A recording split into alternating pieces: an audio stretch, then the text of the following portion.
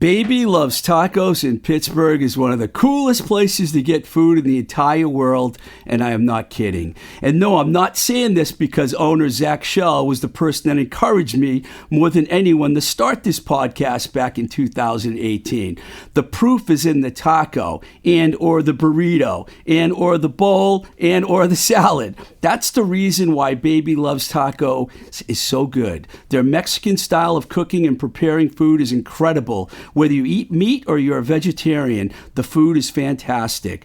Baby Loves Tacos now has 2 locations, one in the Bloomfield section of Pittsburgh and their newest locale right over the 40th Street Bridge in Millvale. Zach, Kat, Kaz, John, Ben, and the rest of the outstanding crew will not only serve you the best food around, but they will overwhelm you with kindness and humor. Baby Loves Tacos. You can't beat them. Might as well join them and have a taco or two. This week on Blowing Smoke with Twisted Rico, we will have legendary Boston producer and owner of Ace of Hearts Records, Rick Harte, who just happened to produce this gem that we're going to listen to right now. This is Not a Photograph by Mission of Burma.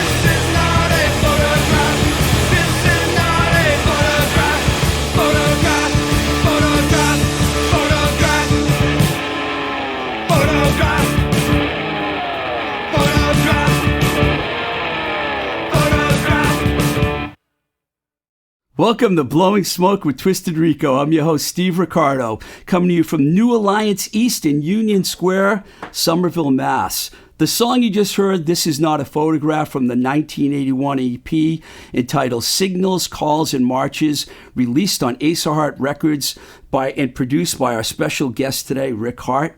Welcome to the show, Rick. Thank you. How's it going, man? How have you survived during this pandemic? One day at a time. Did you have to do anything different to keep yourself occupied during these days? I guess it's not very hard to try to keep occupied. There's always hundreds of things to do, but I'm not doing any of the things that I've done for the last 50 years. It's kind of rough, huh? My lot in life is a lot better than people who don't have a job and don't have food and don't have any money and don't know what's happening tomorrow. Wouldn't dare complain. Yeah, it's true, man. There are a lot of people out there hurting. Before I ask you any questions, or some questions, I should say, I just want to give our listeners a little background on you and Ace of Hearts Records. Ace of Hearts was, and if I say anything wrong, you can correct me afterwards. Ace of Hearts Records was founded in 1978 right here in Boston, Mass. Amazing as this sounds, Rick has produced all of the releases on the label, which include records by Mission of Burma, who we just heard, The Lyres, the Neats, the Neighborhoods, the Nervous Eaters, the Real Kids, Bird Songs of the Mesozoic, the Classic Ruins, Tomato Monkey, and the list goes on and on. Many of these bands define the iconic Boston sound of the late 70s, early 80s, and beyond. Needless to say, as someone like myself who's worked in the music industry most of my life, I believe that Rick is one of the most important and influential producers and ran one of the best independent labels in music history. We're honored to have Rick on the show. And, you know, I told you this before, Rick, but when I made my list of people I wanted on the show, you were on the top of the list. So thanks for coming. Thank you. There's so much we can talk about. And there certainly isn't enough time for all of it, but there's a couple topics here I came up with that I just wanted to bring up. When you were out and about in the mid 70s and things started happening at the Rat and bands like DMZ and the Real Kids and Willie Loco, Thunder Train got the scene going, were you like part of that? Were you out watching those bands? Were you into it at that time? Yes, I think I began, like many other people, as a fan. Started to see bands like the Real Kids, the Nervous Eaters, DMZ, the Girls, Unnatural Acts, La Peste, Robin Lane, the Inflictors, and later the Neighborhoods and Classic Ruins, Willie. And it seemed night after night, just like Generation X says, there were 100 punks. The same people came to the shows every night, and whether it was Cantones, the Club, the Rat, the Summit, the same people would show up. There'd always be two bands. They'd each play two sets, alternating. But as they'd alternate, one band would play, then then the other, then the other, and then the other. I didn't even know that. And that format remained in place. But as the weeks and months went by, I noticed some of the bands, if not many of them, were really, really good. And I'd seen the Beatles, the Velvet Underground, the Rolling Stones, Jimi Hendrix, The Who many times, and countless other bands. So I had a pretty good idea, including the Yardbirds, Led Zeppelin, all these bands at the beginning, had a pretty good idea when a band was actually good, had the material, had the image and the performance. And I began to notice there was nobody home. What I mean by that is there was nobody tending these bands. Managers and stuff, you mean? The manager might be a friend. There was no record companies, no one sniffing around. And I had not thought about doing anything except I wanted to get a tape recorder and start recording some of these bands. I mean, you'd see DMZ one night, the Real Kids another night. These bands were good. Was the Rat the place that you went most? I mean, was that your favorite room? I think it was really Cantones. Cantones seemed to be where the action was, and then certainly the Rat. It was all happening at the Rat as well, but the Rat became the place. Yeah, and then there were other places, the Space for a while, and the Club. Where was the Club located? Over on Main Street in Cambridge, between Central and Kendall. Wow, it's before my time. And of course, there was the Paradise, and the Paradise. All the bands I mentioned, they could only hope to open a big at show the Paradise in those days, and you'd get your generic $150, and there'd be a band usually from out of town. Wow. So you did go. I had a feeling you were checking all that. I went. So I ordered a Crown 822 CX 2-track recorder. That took in 1977. It took almost a year to have it built and sent to me, and I started to record. Wow. But still, there was no thought of a record label. How that ended up happening is another story, but that's basically how it started. One of the earliest successes of the label was the Neighborhoods. And I actually read this quote from Dave Minahan, singer, guitarist of the band, on a previous episode. And it's such a great quote that I have to read it again. This was from the Boston Phoenix, probably like 15 years ago. Quote, "When we started working together, Rick handed me a box of English singles that today would probably be worth about $30,000. Original 45s of the Stones, Traffic, the Beatles, the Kinks, and he said, find out what it is about this stuff that's magic. He helped my musical education immensely. His knowledge is incredible. Rick had an uncanny knack for drawing your attention to some ingredient you took for granted and hadn't stopped to think what role it was playing. He was extremely interested in capturing my vision as an artist, but he also became a real part of forming that vision." Tell us, Rick, about what it was like when you found the Hoods and then you recorded Prettiest Girl and their single sold 10,000 copies and it put the label and the band. Was that the single that really put you on the map, would you say? I think the reaction over the last 40 years has indicated that it was Where'd You Get That Cigarette by the Inflictors. The guys in Mission of Burma like to say to me, that's the best thing you ever did. It was all downhill from there. Oh, whoa. No, it's fun. But Prettiest Girl was a huge seller. And how did you handle selling 10,000 singles back then? Well, I made 4,000, then I made another 3,000, and it just kept going. So it wasn't too bad. There was no distribution. I mean, I took them around to the stores. Open the back of the trunk?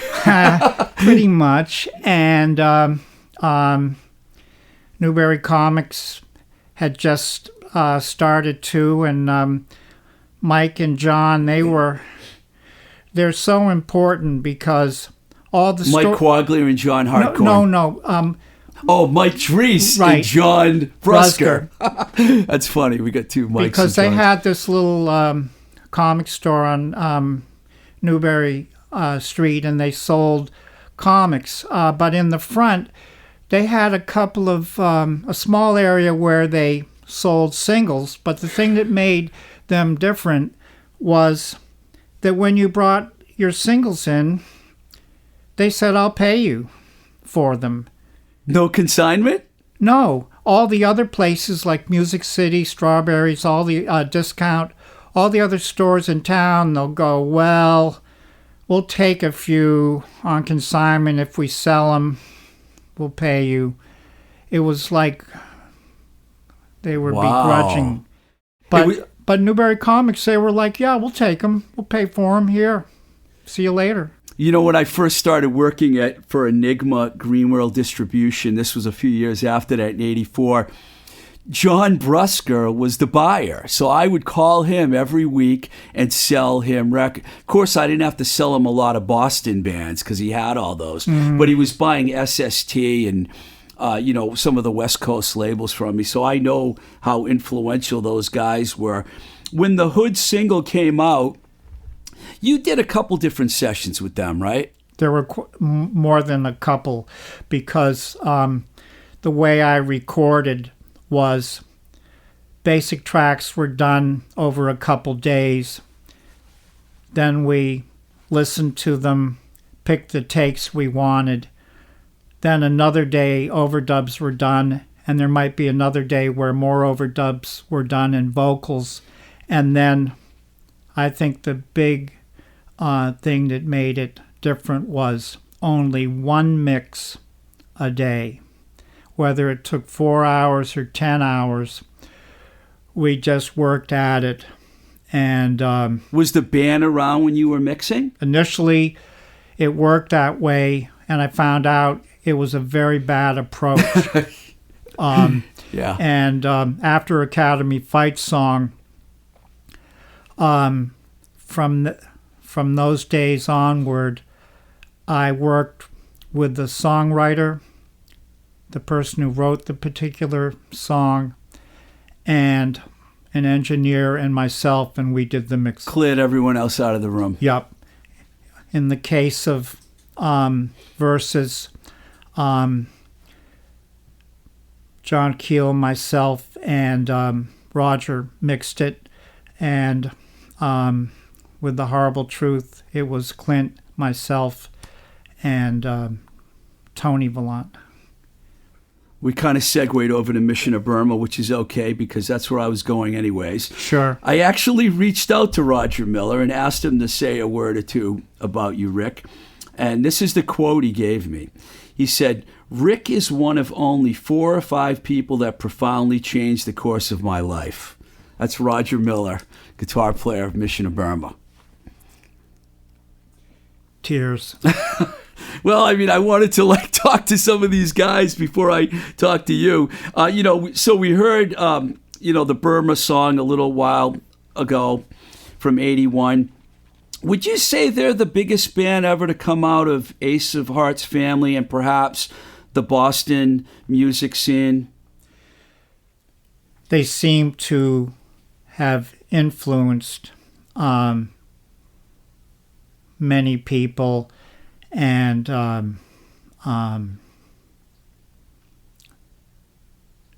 I think the Lyres and Mission of Burma are pretty much tied on actual record sales. Really? I was going to ask you if you would...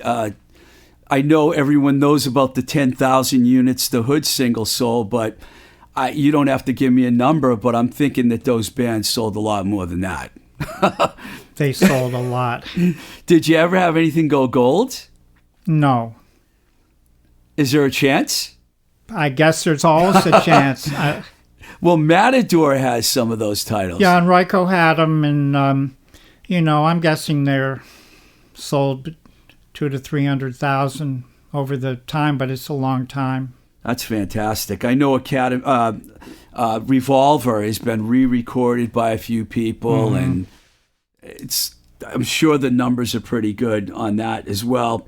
I remember you had the singles collection, which is one of the coolest items I ever can remember. I have one. I have one at home. It's like opens up and there's probably like 8-10 singles on there. It's called an 8-pack. 8 for a reason. 8. Sorry, man. I didn't remember that title, but I do remember it was like Classic Ruins, Neighborhoods, Mission of Burma, Lyres, Inflictors. And there were a couple of Mission of Burma songs and a couple of Lyres. So that's pretty much, it comes out to 8. Yeah, and the Neats, Harbor Lights. Right. Yeah, that was like a fantastic package. And Caribou. You mentioned the Lyres, and I was going to go there. They're like one of the most famous bands worldwide. And, of course, you guessed it. I reached out to Jeff Connolly and asked him about you, and he had some, Jeff. Firstly, he said he considers you his best friend for a long time. That's the first thing he wanted to get out in the open. And he went on to say, Rick Harte's production is based on his having a brain that he uses, and that's not an ego trip. It's about the group and the music. Rick Harte is a team player, and he actually repeated that 3 times. Rick Harte is a team player, and he considers you his best friend. Thanks, Jeff. Can I ask you a question about Rick that I'm curious about? You might want to answer it, you might not. Someone told me he called him Mono Man, and he got really upset at them. Why doesn't he like his nickname that he had for so long? I think he grew tired of it. I think that's really what happened. Because I think in the earlier days, he was called Mono Man, but he's actually more interested in stereo recordings, and I think it grew tired. The name, okay, yeah. I get it. He told me that you guys have been working together for 41 years, so I have no reason to doubt that. That's incredible. The album On Fire, which was, I believe, also reissued by Matador. Yes. It's pretty close to being the consummate garage rock record. What was it like when you first started working with them and they came to you with this 60s garage kind of like sound? I mean, did you help them cultivate that sound? No. Basically, I worked with them before on the what we call the Purple EP, the 4-song EP, that which is also actually titled AHS 1005, Buried Alive, What a Girl Can't Do, that kind of stuff. And it was really just a beefed up version of what they sounded like. I didn't think of it as garage rock until I realized how fanatical Jeff was about searching out and finding Nuggets style, Nuggets, obscure, right. Beyond obscure records, and he had to own the record to do it. So I began to realize that there was a whole thing, but when I heard them, I didn't really think of it as 60s music because he was so dynamic, and he put his own stamp on it, and it just seemed like just really good music. And so that led to the Help You Ann single being recorded at an additional session. Then that group broke up with Howie and Mike Lewis, Peter Greenberg, and then I basically said to Jeff, come back and talk to me when you have a new band. He's gone through quite a few guys since then. So quite a while went by, and he had the On Fire lineup. Which is probably their biggest record, would you say? Definitely. So I told him I'd come down and see him. Went down to Mavericks. Wasn't happy with what I saw. But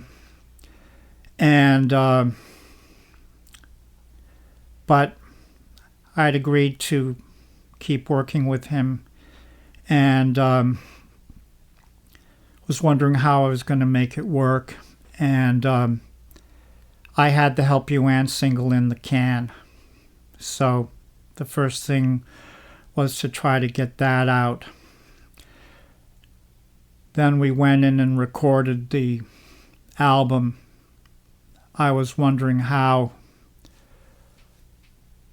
I could make it work.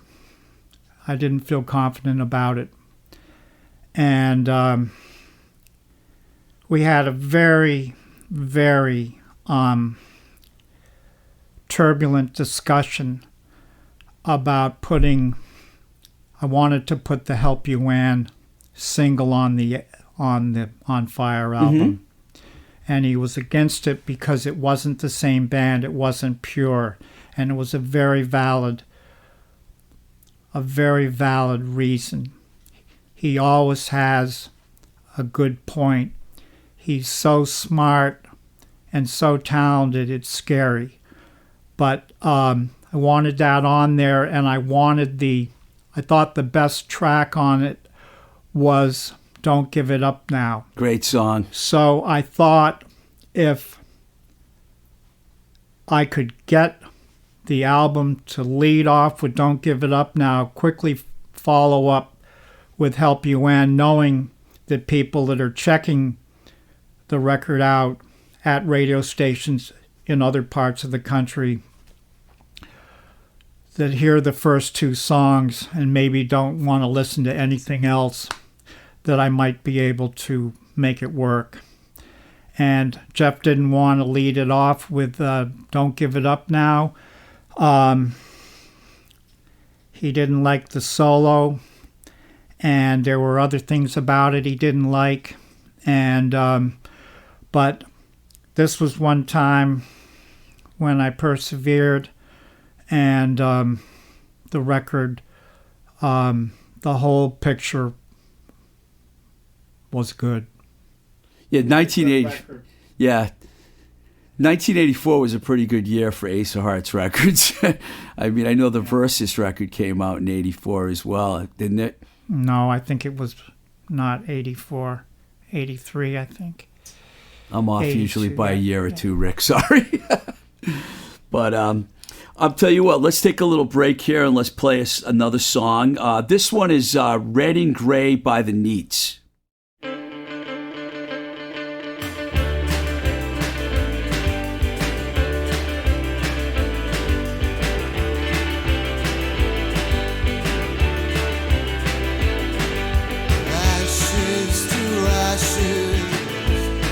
Alive up from the middle. If you could leave it, leave tonight and think of things that could have made this day blue, green, and yellow, red and gray, red and gray.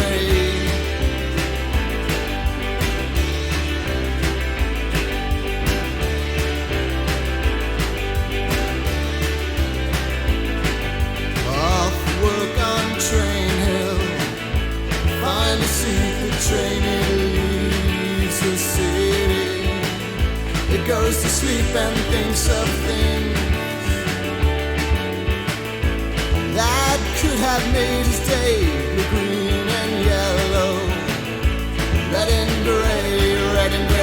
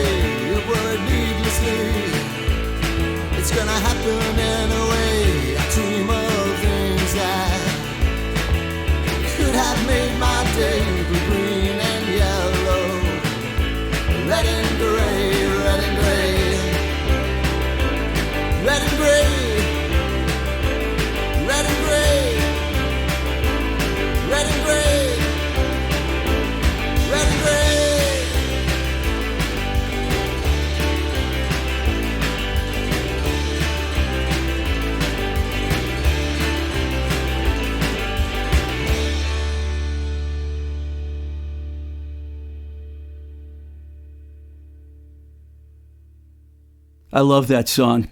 Red and Gray by the Neats.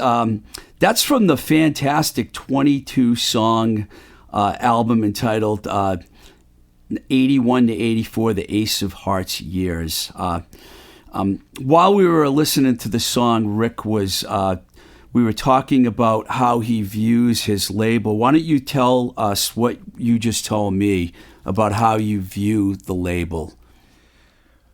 Well, Ace of Hearts is a production company. That is, it creates all the music and the artwork. And the masters are not procured like most labels procure their masters from other sources from a band, maybe an estate, could be almost anywhere. And those labels are more like banks. And this is a production company, and it has been from day one. I was influenced by labels like Sun, Atlantic, Island, labels that had in-house producers. Chess Records maybe too? To a point. But basically, people like Jerry Wexler, Tom Dowd, people like this that made the music and made the labels what they are and were. Chris Blackwell, he's another one. Island. Jack Holzman, Paul Rothchild with Elektra. Those labels were artistic ventures. And this is what I hoped Ace of Hearts would be, one vision and one continuous story. Did any bands or anyone ever come to you and say they wanted someone else to produce their records? I always wondered about that. That never happened, but I just tell them, just find someone else. Find another company, right? Yeah. I wanted to play the Neats because when we were talking on the phone a few weeks ago, you said a lot of nice things about the Neats. In fact, they're one of the two bands. I mean, you've said incredible things about all your bands, but two bands, them and the Nervous Eaters, I've heard you really come out. You know, not to say that they're more famous as, say, the Real Kids or any of this, but I was watching the garage rock movie Boys from Nowhere, and you really praised the Nervous Eaters in that film the same way you praised the Neats when we were on the phone. Those two bands really mean a lot to you personally, don't they? They do. And I thought the Neats' Monkey's Head was probably the most fun record experience in the studio I ever had. They're the nicest people, talented, and the record came out exactly like we wanted it to, and it just made me happy. As far as the Nervous Eater's concerned, the thing that always struck me was Steve Cataldo's songwriting ability. Yes. Just never ceases to amaze me. Just so impressed with him.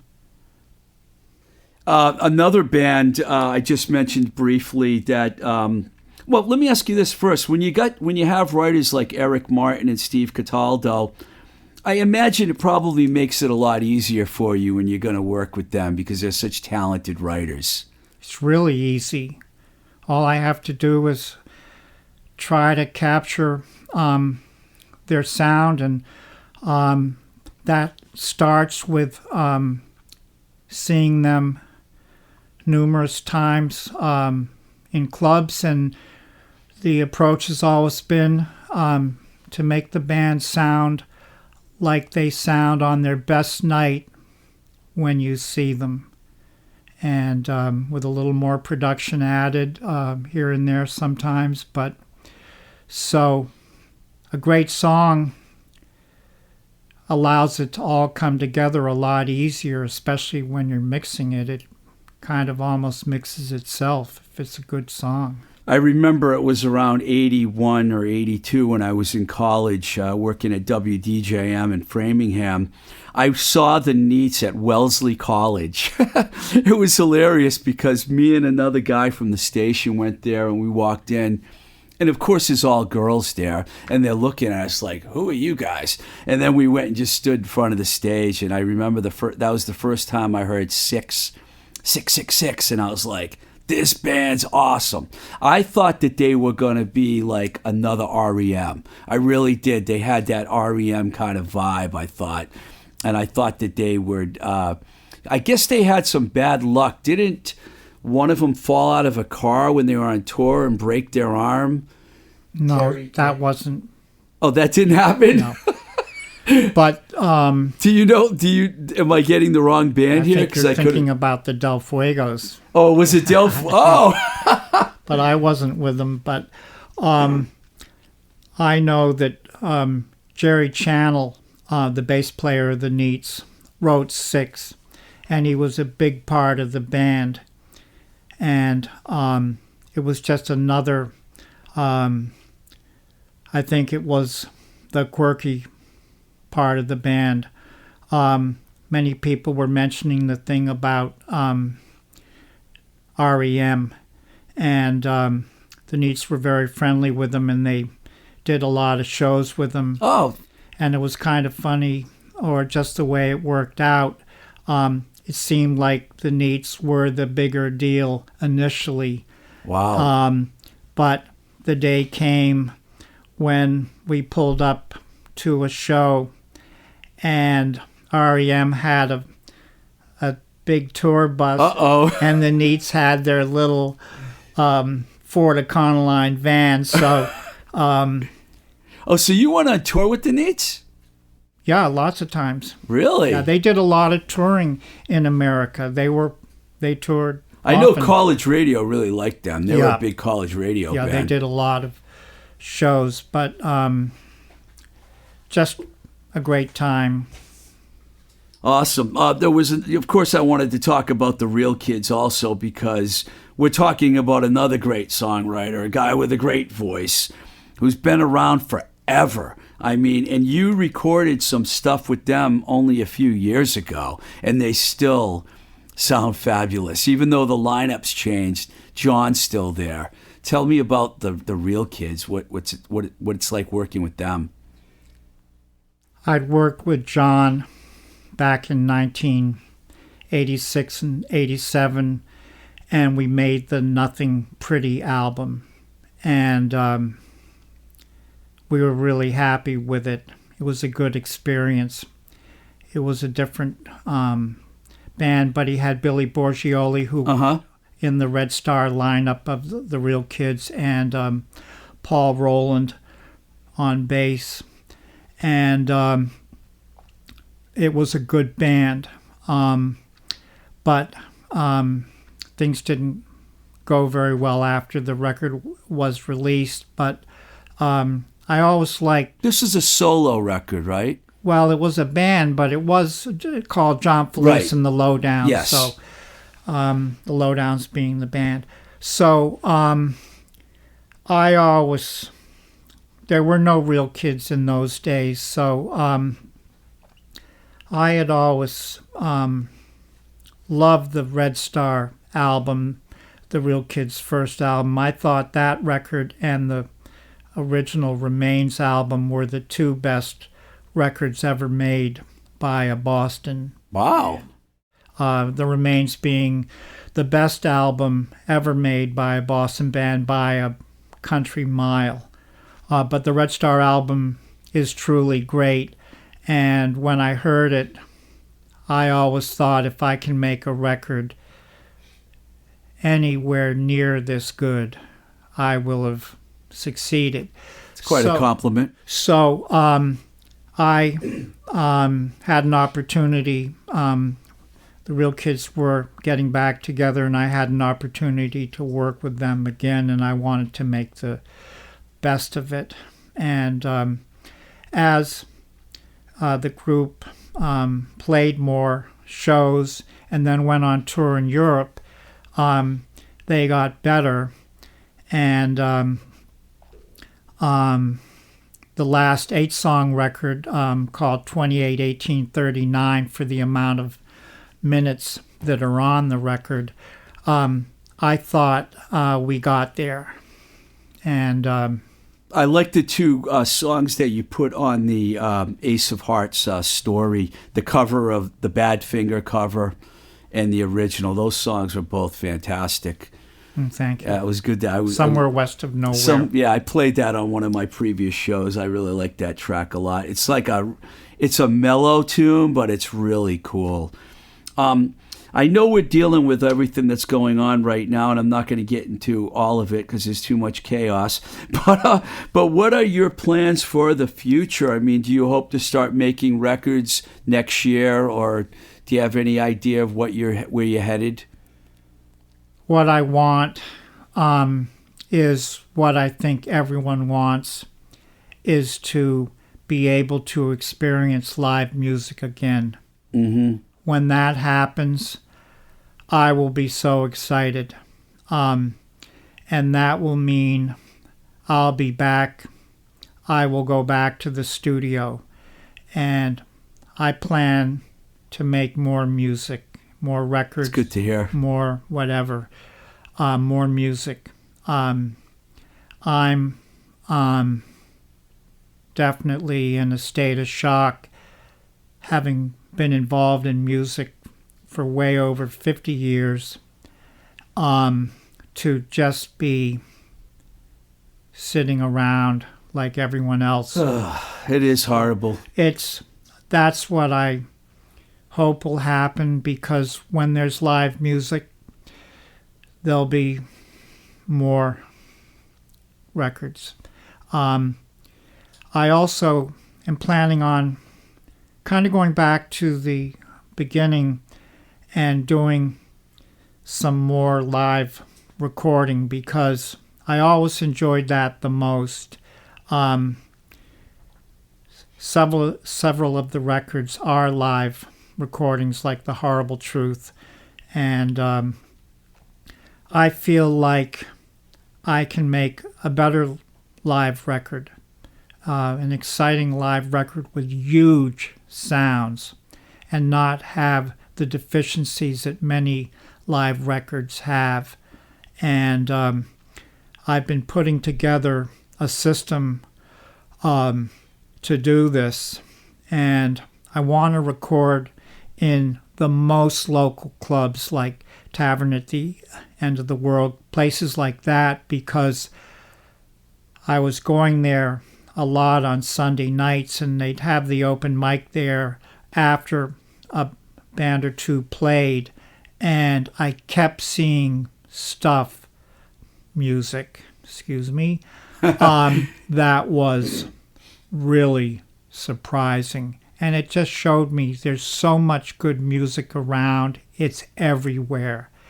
And it spurred me on to get to this next phase. And then I went to London. I saw Booker T. Jones, and I got on the plane on the last day of February to come home, and it all just died.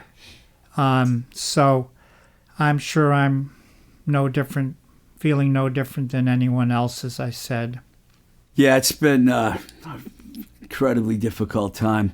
Well, I'm happy to hear that you have plans to make more records and do more music, because you've been very influential. As far as my career goes, I started a little later than you did, but I started working for labels in 1984, Enigma Records, and I've always been a huge fan of yours and everything you do. I might get some of the dates wrong, but all the records mean something to me from that period. I mean, I never would have probably signed the Neighborhoods if it wasn't for you discovering the band and putting out their initial single, and the recordings that ended up coming out later, like Mr. Reeves and Patriot and Electricity and all those songs, because I'm a huge fan of the Neighborhoods since I worked with them for so long.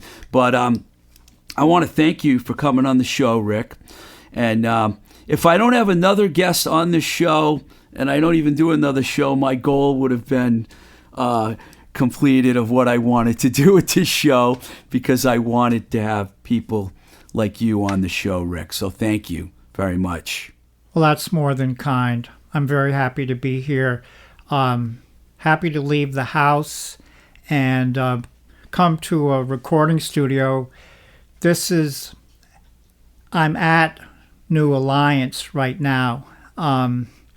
So I'm at a recording studio, but I'm not doing anything, but Well, hopefully there's not a band out in the lobby right now looking to record, or we might have you. You would would have me. You'd have to have me. Well, thank you, Rick. I appreciate you coming. Thank you so much. My pleasure. Before I go, I just wanted to say a few words about the passing of Eddie Van Halen. And even though I never really met Eddie Van Halen, I was in the room with him several times, saw him play several times, but I want to share a funny story with you. When I was at Metal Blade Records, we had a receptionist. Her name was Mookie. She loved metal, and she was like a huge music fan. And I remember I was in the lobby one day, and she just came back from lunch, and I just happened to be standing there, and she had this look of astonishment on her face, and I'm like, what's going on? You look like something just happened.